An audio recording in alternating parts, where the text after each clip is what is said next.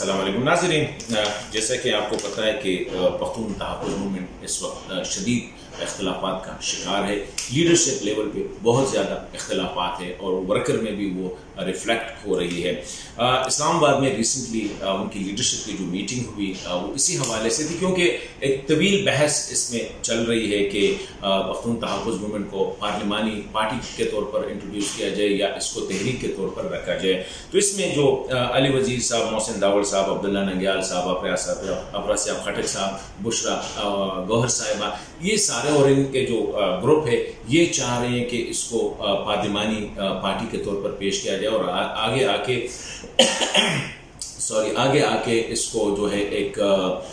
पार्लिमानी party, alternate पार्लिमानी party के तौर पर पेश किया जाए। जबकि मंजूर पश्तीन और उसका जो ग्रुप है वो चाह रहे हैं कि इसको तहरीक के तौर पर रखा जाए। मैं यहाँ पे एक बात कहना चाह रहा हूँ कि जो पश्तून तहफ़्फ़ुज़ मूवमेंट है बेसिकली ये निकली है महसूद तहफ़्फ़ुज़ मूवमेंट से। महसूद तहफ़्फ़ुज़ मूवमेंट बहुत पहले मंजूर पश्तीन ने कायम की थी और नार्थ वज़ीरिस्तान में, और इनका बुनियादी मकसद जो था, जो कबायली इलाकों खासकर नार्थ वज़ीरिस्तान में महसूद इलाके में, जितनी कि ज़्यादातर ऑपरेशन वगैरह भी महसूद इलाके में और सबसे ज़्यादा मिलिटेंसी भी महसूद इलाके में थे, तो ये महसूद ट्राइब को जो है उनको तहफ़्फ़ुज़ दिलाना था। मिलिट्री और मिलिटेंट के जो झगड़े चल रहे थे उनके मुतालिबात ये थे कि इनको तहफ़्फ़ुज़ दिया जाए और रियासत उनके जो नुकसान थे उनका जो है अजाला करे। लेकिन जब वो कराची में वाक़या हुआ और उसके बाद महसूद का, उसके बाद जब इस्लामाबाद में ये आए तो इस्लामाबाद में इनके साथ बाकी लोग स्पेशली जो हैं मोहसिन दावड़ साहब वगैरह ये भी इनके साथ शामिल हो गए। लेकिन ग्रेजुअली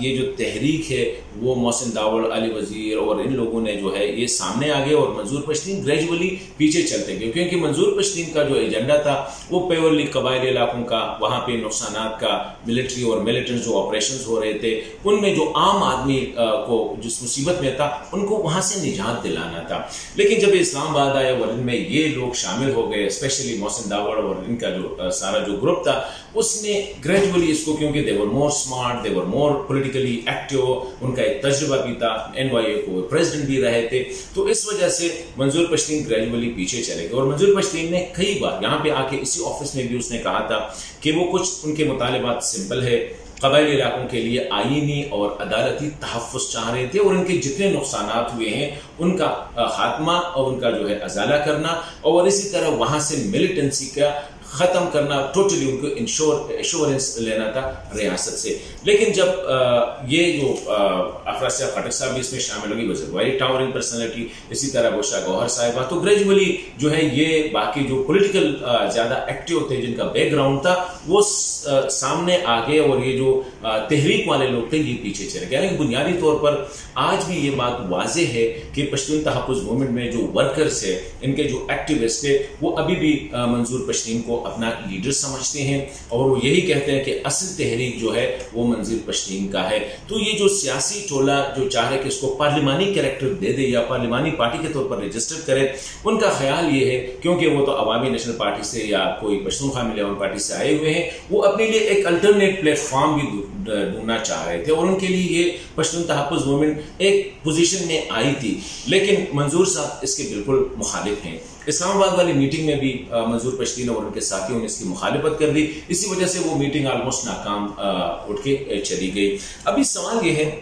मंजूर पश्तीन चाहता है कि पश्तून तहफ़्फ़ुज़ मूवमेंट जो है ये सिर्फ कबायली इलाकों या जो पख्तून रीजन है पाकिस्तान में, उनके जो वहाँ पे जो मिलिटेंसी है, ये जहादी ग्रुप्स वगैरह है या मिलिट्री ऑपरेशन है, उनका खात्मा हो और लोग इज्जत से और अमन और सुकून से जिंदगी बसर कर सके। उनका कोई इंटरनेशनल एजेंडा नहीं है। लेकिन जो दूसरा ग्रुप है उसने थोड़ा सा उसका स्कोप एक्सटेंड करके अफगानिस्तान को भी शामिल कर दिया, बाकी उसको भी शामिल कर दिया। मिसिंग पर्सनस का जो था ये कबायली इलाकों वाले नहीं बल्कि पूरे मुल्क में जो इशू है उनको भी इसमें इंक्लूड किया गया। तो बहुत से इख्तिलाफात यहाँ भी आते हैं। हमने देखा कि जब अफगानिस्तान में अशरफ गनी साहब की जो साइनिंग सेरेमनी हो रही थी, स्वेरिंग सेरेमनी हो रही थी, उसमें अब्दुल्ला नंग्याल साहब, मंजूर पश्तीन,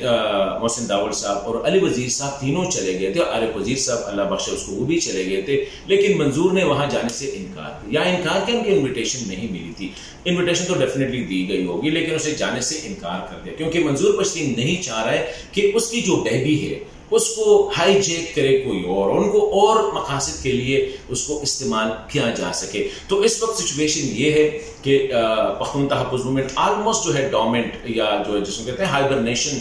में चली गई है, टोटली इनएक्टिव है। द रीजन इज कि एक ग्रुप चाह रहा है कि इसको पार्लिमानी करे, दूसरा ग्रुप चाह रहा है कि इसको तहरीक के तौर पर भी रहने दे। और मैं समझता हूं कि मंजूर Pashteen is also very shrewd person, उसको पता है कि अगर उसको सियासी कर दिया गया, जिस तरह जब से ये 2 साल 2.5 साल से जो हो रहा है, मंजूर पश्तीन को पता है कि जब से ये सियासी बैकग्राउंड वाले लोग आए हैं तो ज्यादा उनसे अच्छा बोलते हैं, ज्यादा उनसे अच्छी प्रेजेंटेशन करते हैं, अंग्रेजी भी अच्छी बोलते हैं, उर्दू भी अच्छी बोलते हैं, ट्विटर्स भी, फेसबुक पे उनका एक ज्यादा वो है, और वो इंटरनेशनल डायस्पोरा जो है पख्तूनों का उसको भी अपनी तरफ अट्रैक्ट कर रहे हैं, इंटरनेशनल विजिट भी करते हैं, इंग्लैंड जाना, अमेरिका जाना, अफगानिस्तान जाना। लेकिन मंजूर पश्तीन साहब ने अपने आप को सारी चीजों से अलग रखा है, क्योंकि वो अभी भी यही चाह रहा है कि इस मूवमेंट के जो असल मकासद है उन पे फोकस किया जाए। और असल मकसद ये है कि पख्तून इलाकों में, स्पेशली कबायली इलाकों में, साबका कबायली इलाकों में ये जहादी तंजीमों का खात्मा, मिलिट्री ऑपरेशन का खात्मा, वहां पे लोगों के जो वसाइल है उन पे लोगों का इख्तियार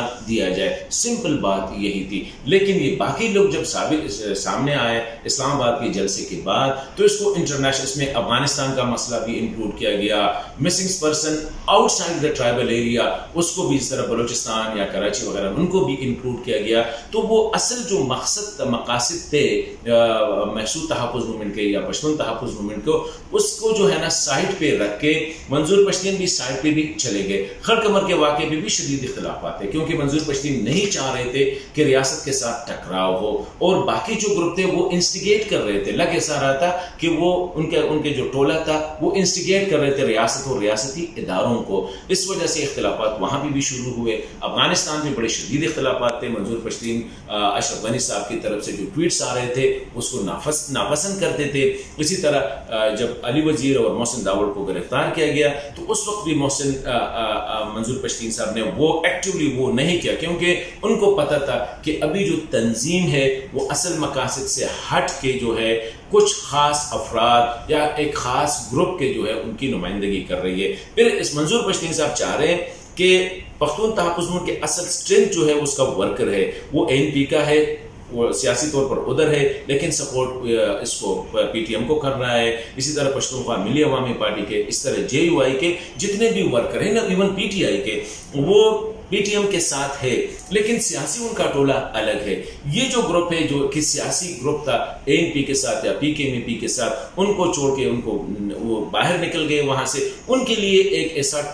प्लेटफॉर्म चाहिए था, और उनकी नजर में Pashtun Tahafuz movement was the best platform कि उनको अकोमोडेट किया जाए और उसको सियासी पार्टी के तौर पर PKMP और ANP के अल्टरनेट के तौर पर उसको पेश किया जाए। तो मैं समझता हूँ कि काफी हद तक वो इसमें नाकाम हुए हैं। मंजूर पश्तीन समझता है कि ये तहरीक जो है इसको असल मकासद तक जो है रखा जाए। सो फॉर सिचुएशन ये है कि मंजूर पश्तीन साहब लीडरशिप लेवल पे वो बिल्कुल अलहदा है, क्योंकि अब्दुल्ला नंग्याल साहब, मोहसिन दावड़ साहब, अली वजीर साहब, बाकी जो अफरा साहब खटक साहब, मुशरा गौहर साहब और इंडिया से जो है वो बड़ी प्रोएक्टिवली इसको सपोर्ट वो कर रहे हैं कि ये पार्लिमानी हो, अल्टरनेट एक पॉलिटिकल प्लेटफॉर्म जो है उनको मुहैया हो। लेकिन मंजूर पश्तीन जो कि एपॉलिटिकल रखा था शुरू ही से, उसको वो अभी तक उसको जो है एपॉलिटिकल रखना चाह रहा है।